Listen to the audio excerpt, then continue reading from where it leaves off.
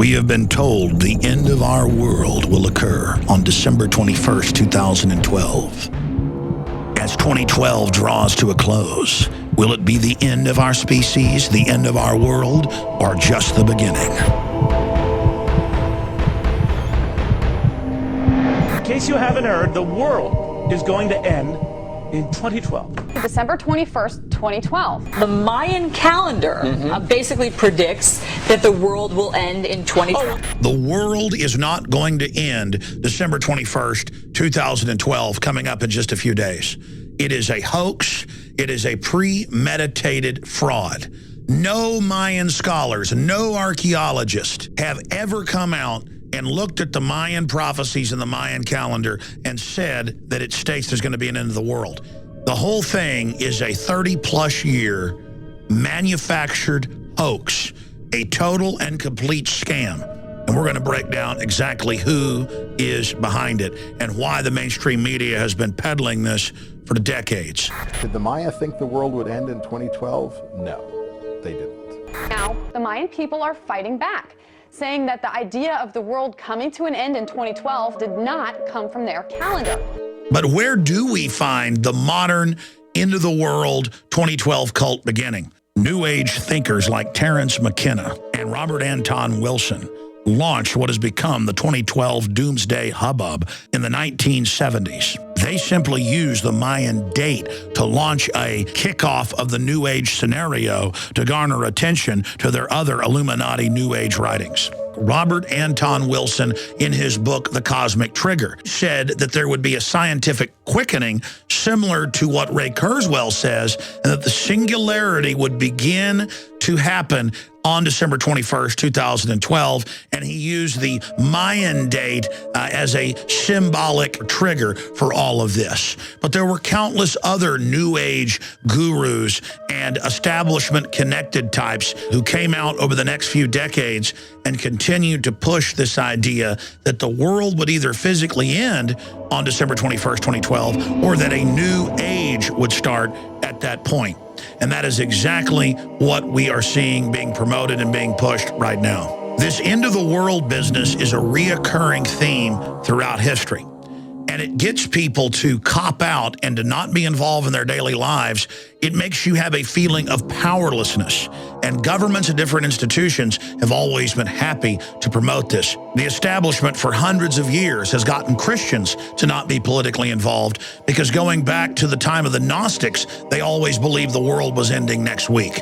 It is a total system to cop out. It is a manufactured superstition. Just as Christians are given the rapture as a reason to stand down and not fight back against corruption and evil, the New Age crowd or the hippies, the trendies, people that didn't believe in God, they needed a reason to not be involved. It is a self-fulfilling prophecy, and that's what the whole 2012 hoax is about.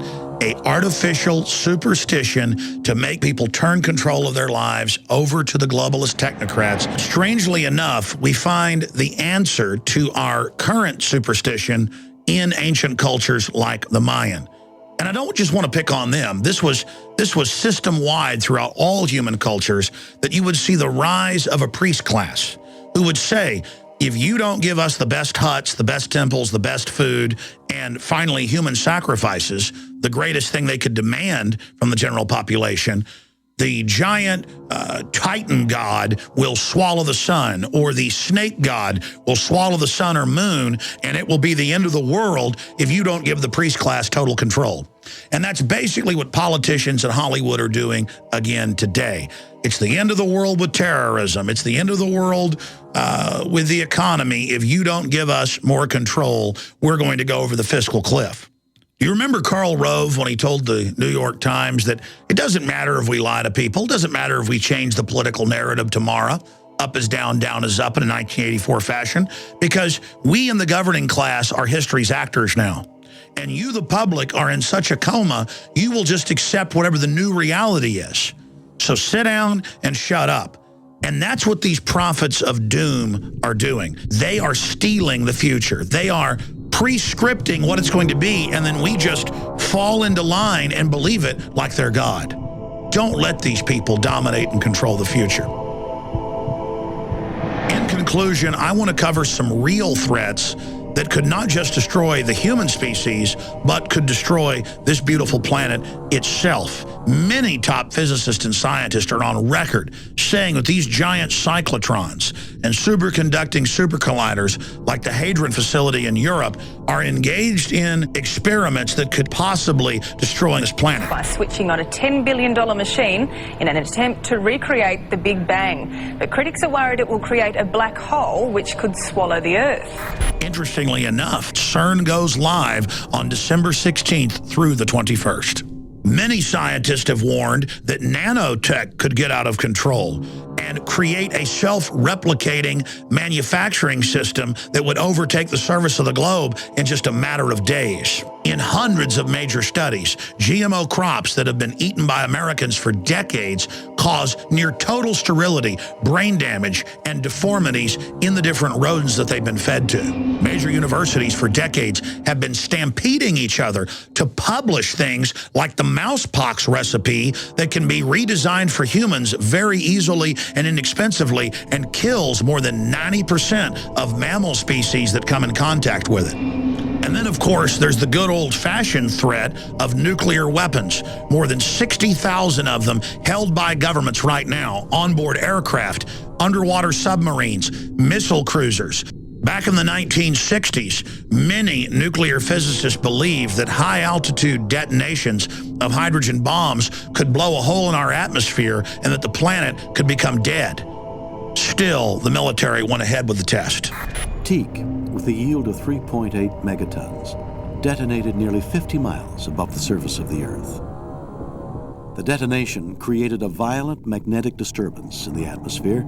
And the point I'm getting at here is that the mad scientist technocratic elite that runs our planet always engages in the most destructive, reckless behavior while lecturing us that we need a world government to keep rogue states from developing dangerous chemical, biological, and radiological weapons. The seeds of our destruction may have already been sown. It is imperative that we have a serious debate about the real threats facing us and not raptures and 2012 end-of-the-world garbage. There is no way that our society, that our civilization is going to survive if people don't start really getting wise about the real threats we face.